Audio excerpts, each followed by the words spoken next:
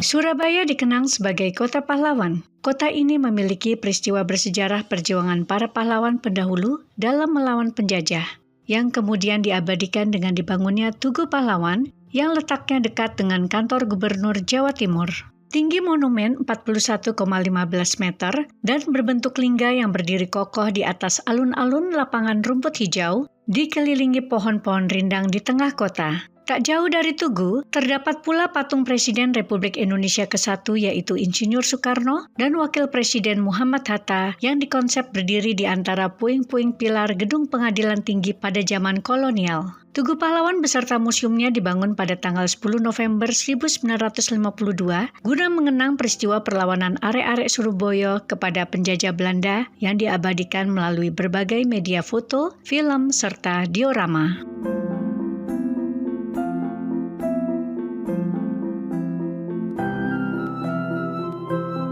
Kota Surabaya menyimpan nilai sejarah bagi warganya dan sangat dicintai masyarakatnya. Setiap tahun, masyarakat Kota Surabaya memperingati hari-hari besar dengan tema kepahlawanan. Salah satunya Hari Angkatan Laut. Biasanya Hari Angkatan Laut dilaksanakan dengan cara pawai keprajuritan dan atraksi koleksi peralatan tempur di sepanjang Jalan Tunjungan dekat dengan Hotel Majapahit. Disinilah pernah terjadi peristiwa perobekan bendera Kerajaan Belanda diubah menjadi Sang Merah Putih. Ketika pertempuran 10 November 1945 itu terjadi, sehingga sepanjang jalanan heritage Jalan Tunjungan terus hidup dan dikenang sepanjang masa. Dari kawasan ini pula akses menuju Tugu Pahlawan mudah dilalui.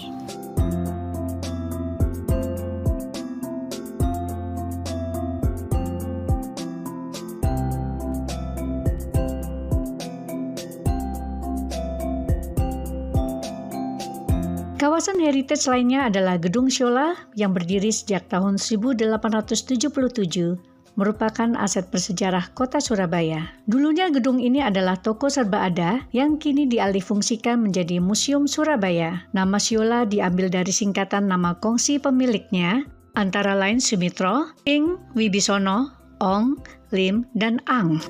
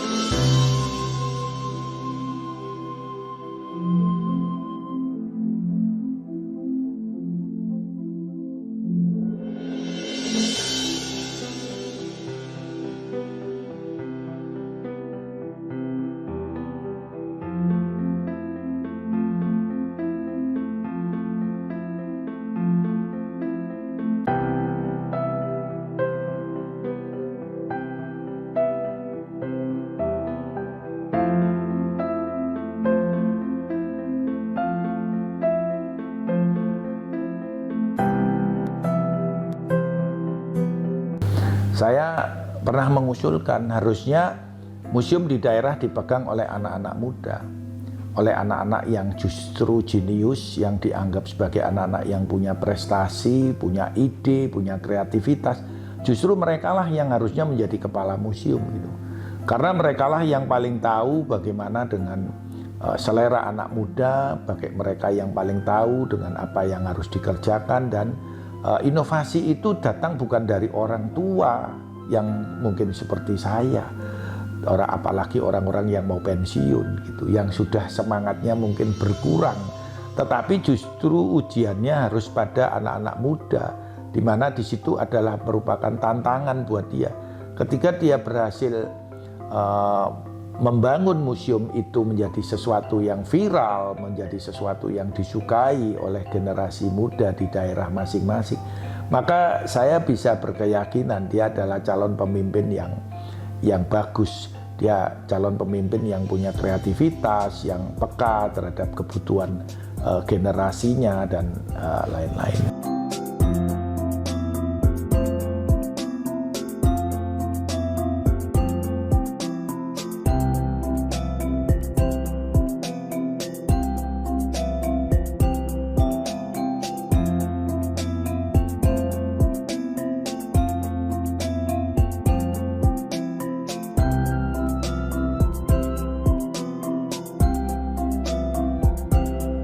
Gedung Siola menyimpan lebih dari 1.000 benda-benda bersejarah kota Surabaya seperti arsip kependudukan sejak zaman Belanda, sarana transportasi, kuliner, pakaian dinas kota Surabaya sejak dulu, dan sebagainya. Untuk itu diperlukan peranan generasi muda agar dapat melestarikan sejarah dan budaya kota Surabaya.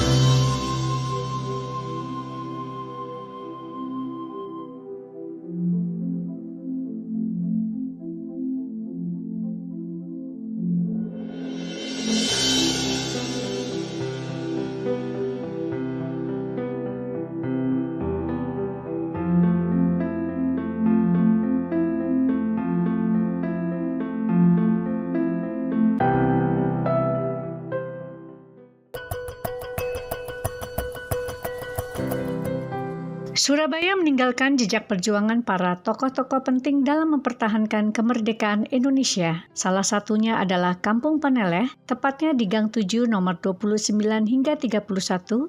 Kita akan tiba di rumah kediaman pahlawan nasional yang terkenal, yaitu Raden Mas Haji Umar Said Cokroaminoto atau dipanggil dengan Hos Cokroaminoto. Beliau dikenal sebagai panutan dan pemimpin organisasi Islam pertama, yaitu Sarekat Islam, dengan moto triloginya yang sangat terkenal, yaitu setinggi-tinggi ilmu, semurni-murni tauhid, sepintar-pintar siasat, sebagai panduan yang dibutuhkan seorang pejuang kemerdekaan agar mampu membangun kemandirian Indonesia.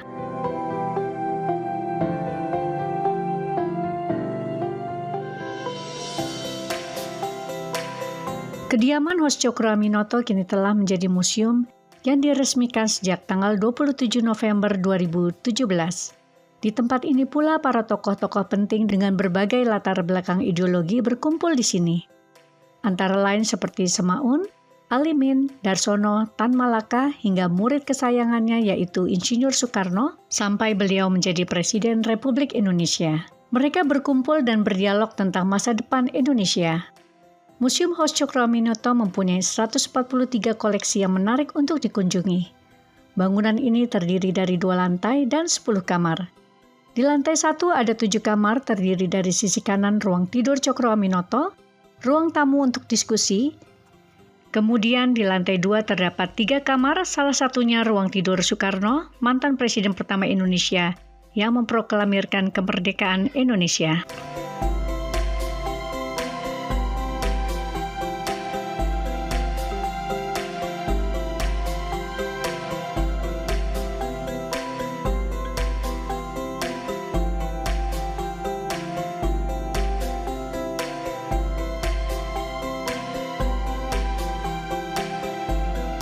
Bila kita ke Surabaya dan masih ingin menikmati suasana perjuangan pahlawan nasional, mampirlah ke Hotel Majapahit.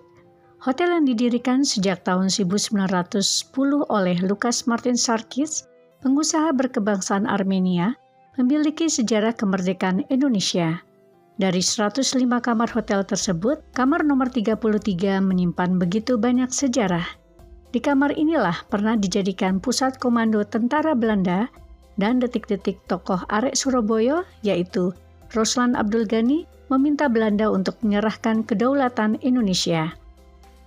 Roslan Abdul Ghani pernah menjabat sebagai Menteri Luar Negeri, Wakil Perdana Menteri, dan Duta Besar untuk PBB yang juga merupakan saksi hidup peristiwa bersejarah hingga terjadinya perobekan bendera dan korban-korban berjatuhan dalam merebut Indonesia dari Belanda. Kamar nomor 33 ini dikenal dengan sebutan Kamar Merdeka yang merupakan kamar tipe suite dengan luas 86 meter persegi. Di kamar ini semua perabotan masih asli dari dulu hingga kini dan terdapat pintu darurat menuju ke perkampungan. Sejarah kamar nomor 33 akan selalu dikenang. Selanjutnya, kita akan cicipi kuliner legendaris yaitu rawon khas Surabaya yang ada di Hotel Majapahit dan sangat digemari.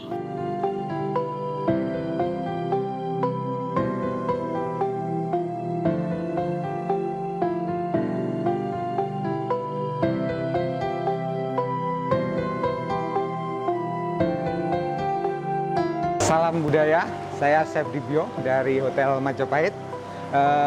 Saya di sini sudah sejak 2016 dan saya di sini sebagai eksekutif chef ingin mempertahankan ciri khas dari budaya Jawa Timur, terutama makanan. Dan sini karena Hotel Majapahit adalah hotel heritage, saya menginvest makanan tradisional Jawa Timur, yaitu rawon, yang mempunyai sejarah sangat lama. Jadi sejarah rawon itu bisa dikatakan makanan yang tertua, salah satu tertua. Ini bisa ditrace dari prasasti Taji, yaitu tertanda tahun 901 Masehi. Jadi itu di dalam prasasti itu salah satu makanan yang disebut adalah rarawon, yang kemudian kita saat ini menjadi rawon, dan itu dihidangkan untuk acara-acara spesial, dan itu dimasak oleh khalayak umum, dihidangkan untuk para pejabat tinggi, jadi para bangsawan. Jadi makanan ini adalah salah satu makanan persembahan dari rakyat yang dipersembahkan pada raja-raja.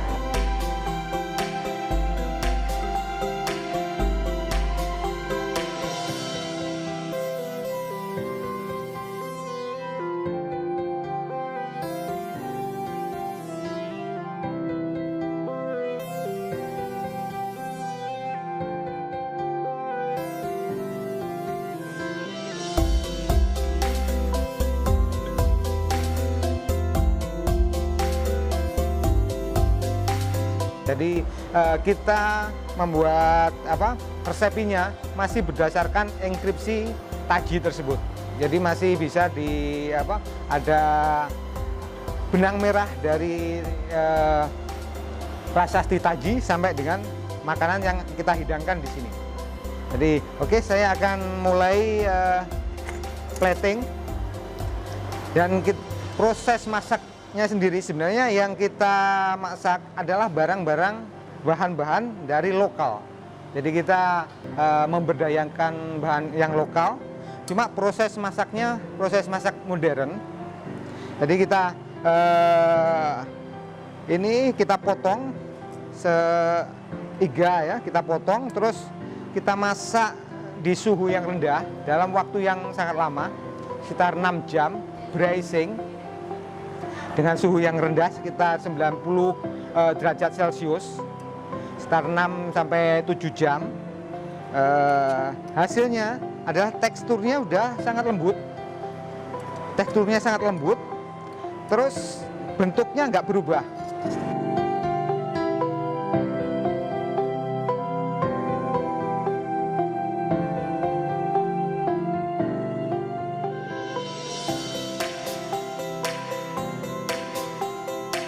Mencicipi kuliner di Hotel Majapahit ini membuat kita merasakan kembali ke masa lampau.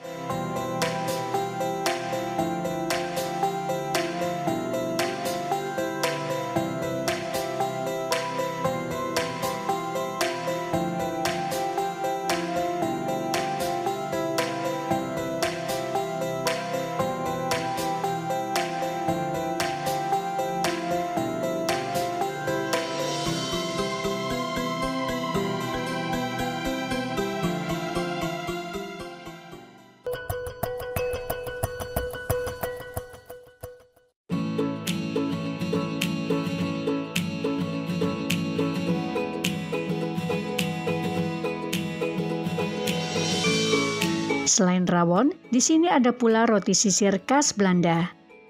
Dulunya roti ini hanya dilapisi dengan mentega dan gula sebagai teman minum teh atau kopi. Kini roti sisir disajikan dengan berbagai rasa topping seperti coklat, keju, stroberi, dan jeruk yang enak sekali, dan kita bisa membelinya untuk oleh-oleh yang bisa kita berikan kepada keluarga maupun teman tercinta.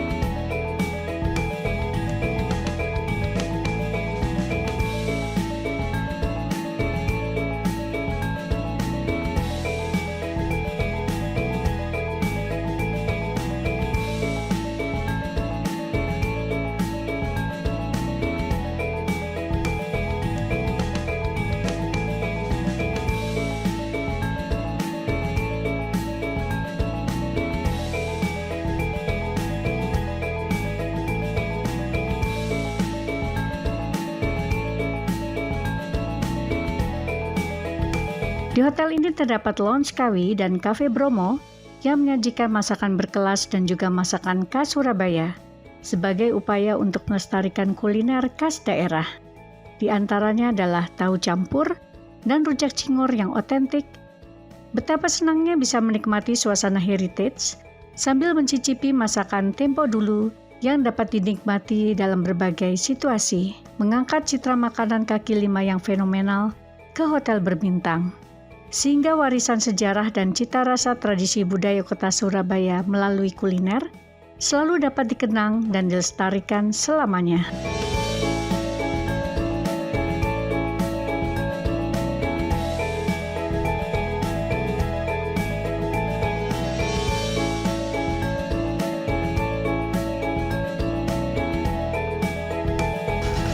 Di Sheraton Surabaya, kami memiliki all-day dining restoran, Cafe Bromo, di mana kami menyajikan berbagai macam makanan Indonesia yang memiliki banyak peminat juga.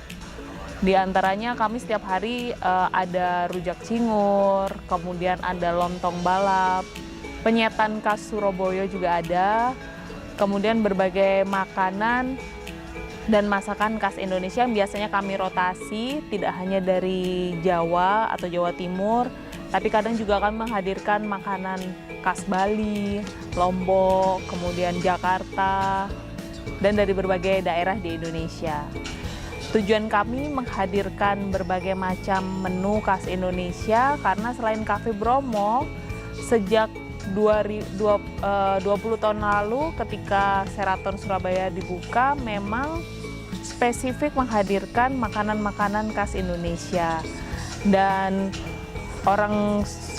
para tamu juga senang dengan kehadiran makanan Indonesia yang mereka tidak perlu pergi terlalu jauh kemana-mana, mereka bisa menikmati makanan yang autentik Indonesia di Cafe Bromo.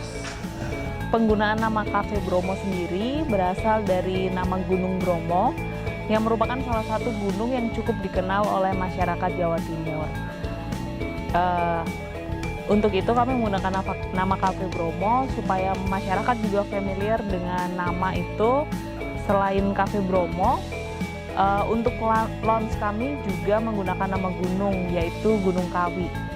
Jadi kami memiliki Cafe Bromo, kemudian Kawi Lounge, dan untuk beberapa nama meeting room juga kami gunakan nama-nama kerajaan yang pernah berjaya di Indonesia, seperti Sriwijaya, Kalingga, Kahuripan, Singosari. Kami sendiri mengharapkan penggunaan nama-nama yang mengacu pada kekayaan budaya Indonesia ini juga menjadi salah satu kontribusi kami untuk tetap melestarikan budaya sejarah Indonesia. Dengan menghadirkan berbagai menu khas Indonesia yang autentik, kami juga mengharapkan bahwa generasi mendatang tetap mengenal warisan leluhurnya dari sisi kuliner. Jadi supaya warisan budaya kuliner ini juga tidak lekang oleh waktu.